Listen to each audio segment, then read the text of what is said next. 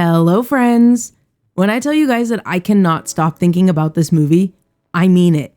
And I think what surprises me the most is I've never seen the Broadway show, but my sister saw it back when she was in middle school. And because of her, I think I used to listen to the songs full blast with no context from the musical in the car on repeat, all without ever having seen the show or read the book. Honestly, I think I'm just grappling with the fact that such an incredible story was just out there in the world and I never thought to partake. Now it's all over my TikTok. I love the deep dives and the lyric analysis. I'm listening to the music from the film constantly, and when I'm not listening to it, I'm thinking about it. I want to get my hands on the vinyl too. My point is, I was missing out, but I'm here now, and I think that's what counts. Hey there, movie lovers. Welcome back. It's your movie buddy here, ready to talk about the latest movie I watched. Whether you're a longtime subscriber or follower, or you're here with me for the first time, I am thrilled to have you here. If you're looking for detailed plot breakdowns, you won't find them here, but stick around for my spoiler-free thoughts and honest opinions on the latest film I watched in theaters. I did edit my script outline a little bit and attempt to make my videos shorter, so I don't have as many, but if you're with me on YouTube, you can check out the timestamps in the video description below to jump straight to the sections that you're most interested in. New reviews drop every Friday, so hit that subscribe button on YouTube and follow on Spotify to stay updated. Any TikToks or articles I mentioned will be linked in the description below, and there are so many. I'm sorry. I have a lot of feelings about this movie, so grab your popcorn, hit that subscribe button, hit that follow button, and let's get into today's episode on Wicked Part 1.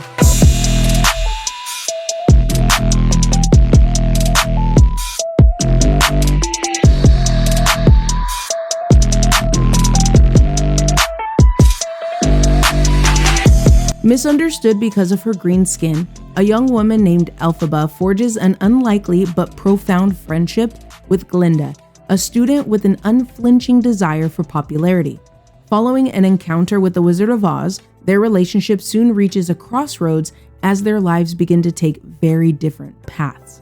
Wicked follows two enemies turned friends, exploring ideas of friendship and perception. But the conversation I'm obsessed with is the racism, fascism, and the oppression of marginalized groups. And before you tell me it's not that deep, it absolutely is. And I don't know if everyone is ready to talk about that. But honestly, again, like I said at the top of the episode, I've never seen the musical or read the book, so I was very surprised at the elements that were being brought up. Not to mention being oppressed and then standing up for other people who are oppressed, side by side with complacency and benefiting from that type of system.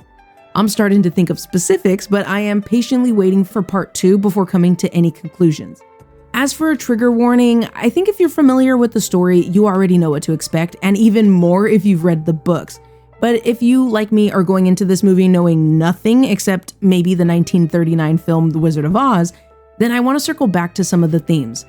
None of these elements are explicit or particularly horrifying in my opinion, but I still think they're worth mentioning.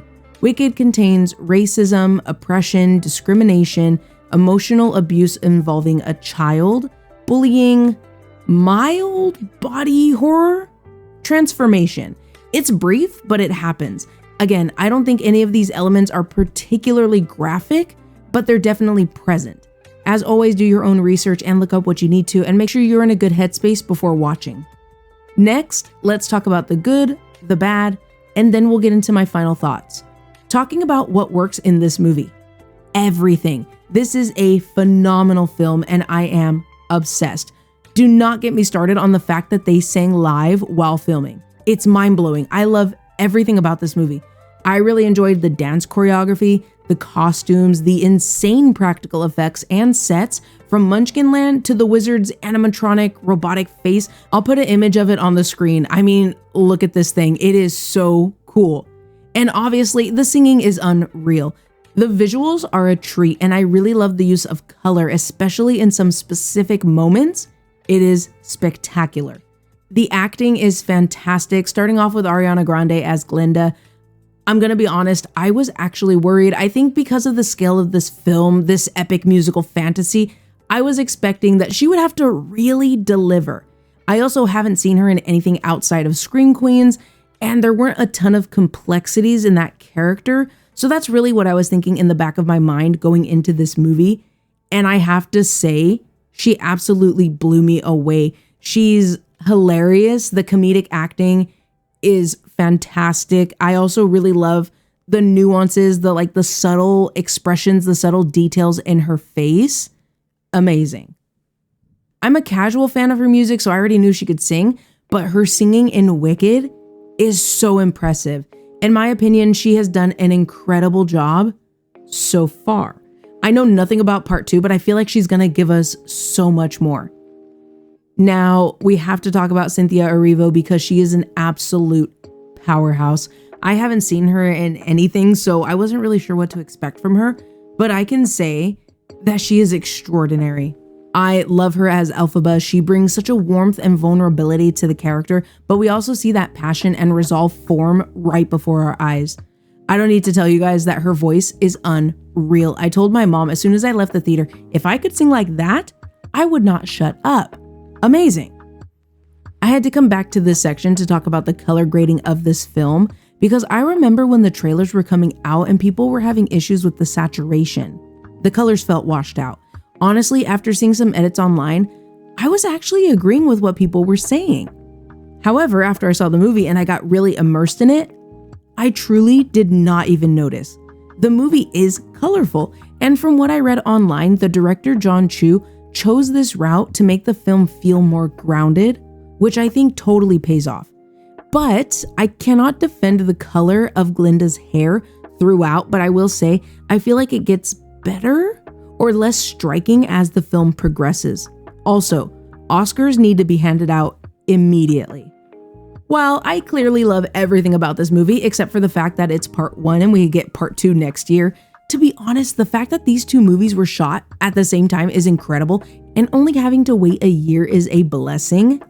There are some people, however, who have some issues with this film, which is totally fine. We can talk about how people complained because the movie is too long, the issues it tackles like racism and discrimination, and Ariana and Cynthia's voices not going well together. Okay, did we watch the same movie and listen to the same songs? I digress. I want to kind of bring it back to the top. I feel like some negative reviews were from people who had never seen the musical, which is totally fine because same. But to say the plot is difficult to follow or that you felt like the movie plays out in a way that made you feel like you were expected to have seen the musical, to me is, I was going to say wild, but interesting. I went with my mom to see this one, and we went into the movie only having seen 1939's The Wizard of Oz, and I would argue that you don't even have to know anything about that movie to watch and understand this one. Anyway, we got through Wicked Part 1 just fine, but obviously everyone has their own opinion. I'm not saying the people who feel this way and anyone who agrees with them are wrong. I just think if you pay attention to the story and all the singing, there is so much context and there are so many details that you can pick up on to understand the plot. Now, let's wrap up with my final thoughts on the movie. After discussing its key elements, the real question remains, is it worth your time? Yes. If you haven't seen this movie once or a few times by now, definitely watch it. From what I've seen online, the reviews are mostly positive, and from what I've seen on TikTok, and this is from movie buffs and theater kids alike, this is an incredible movie, and I even saw some people say that changes in the performances and the lyrics really elevate the storytelling as well. I think if you're a fan of musicals and you don't mind or even welcome a 2-hour and 40-minute runtime, then this movie delivers. Does it feel like a long movie? Yes. Is it a lot of singing? Yes. Would I have sat through another 2 hours and 40 minutes? Yes. I think if you're put off by the drama surrounding Ariana Grande and Cynthia Erivo, that is totally valid. I'm not going to get into it because I'm just here to talk about the movie, but I would encourage you to do your own research if you're interested in all the drama and all of that stuff because the tea is hot. But this is also an incredible movie. And to touch back on the critique, I would say that you don't need to have seen the musical or read the book to understand the plot of this movie. I think the broad strokes are so easy to pick up on, and I'd honestly really like to know what was confusing or hard to follow. I kind of mentioned it a little bit earlier, but the depth of the story was completely unexpected to me, and I had so much fun getting into the more nuanced details in the performances and the songs. There are just so many layers to peel back, and I'm trying to peel back everything and think of everything, and we haven't even gotten part 2 yet. I'm starting to ramble, but I think if you haven't seen the movie yet and anything we've mentioned interests you, then you should definitely watch this movie. I know 3 hours is a long time, trust me. I watched a 6:45 p.m. showing after an 8-hour, 5 a.m. shift, so I am right there with you. I was also talking to my coworker about the movie today, and she literally said she has heard so many good things about this movie, but she just doesn't have the attention span for it. I would say if you're interested, but the movie is really just too long, then definitely wait to watch it at home as soon as it is available to stream. That way you can get up, move around, pause it when you need to, or come back to it after watching it for a while. I think it is absolutely worth watching. All right, movie fans, before we get into the usual outro, let's talk about what's coming next. It's been a minute. I haven't posted a full review on YouTube since Smile 2 back in October. Full transparency, I did see Venom: The Last Dance. It had some good moments. It was silly, goofy fun, but After that, I didn't watch anything in theaters. I did watch Twisters. I did do a podcast exclusive episode for that one in November. I'll leave a link in the description below if you'd like to listen to that episode.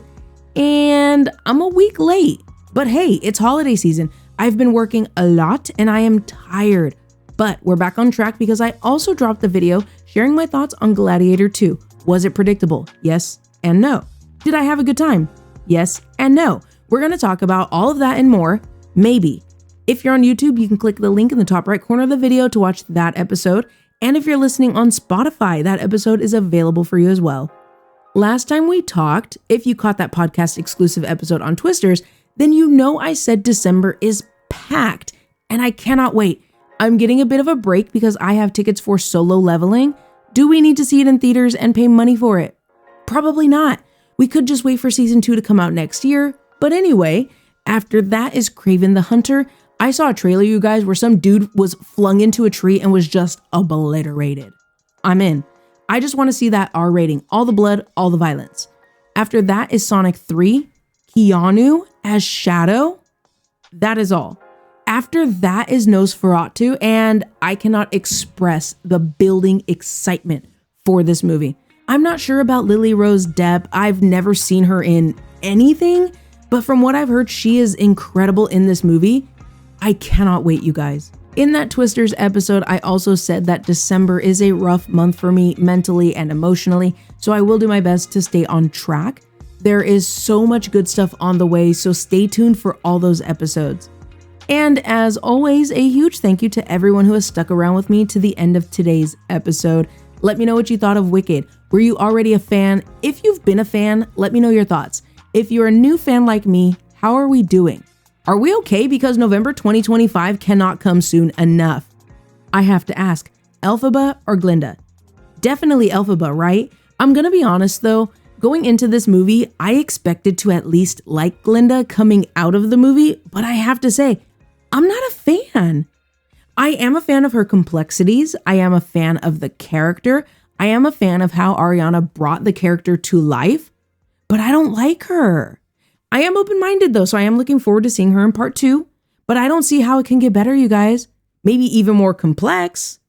I'm rambling.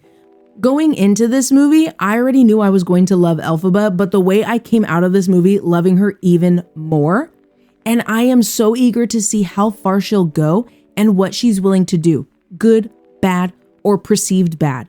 We only have to wait and hold space until November 2025. But in the meantime, your feedback is always appreciated, you guys, so let me know your thoughts in the comments section on YouTube, or if you're on the Spotify app, swipe up and let me know what you're thinking. I would love to hear from you guys, so let's get the conversation going. And if you're enjoying the movie talk on YouTube, hit the subscribe button and ring that notification bell to stay updated on all the exciting content coming this month. If you enjoy on-the-go listening, follow the podcast so you don't miss out on those podcast exclusives. Tune in every Friday for new episodes. And hey, if you're on Instagram, follow me at a.rocket.review for more updates. Your support, whether on YouTube, the podcast, or Instagram, helps this community grow, and it really means so much to me, and I can't thank you enough. Until next time, spread positivity, be safe, take care of yourself, and happy movie watching. I'll talk to you guys soon. Bye.